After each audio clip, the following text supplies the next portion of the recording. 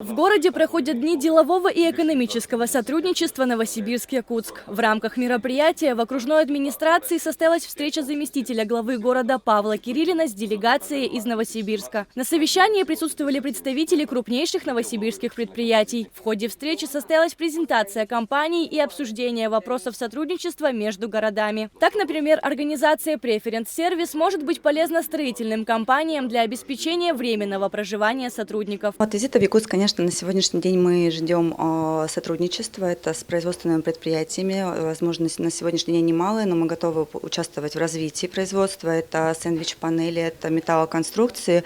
Поэтому у нас есть возможности здесь открывать филиал.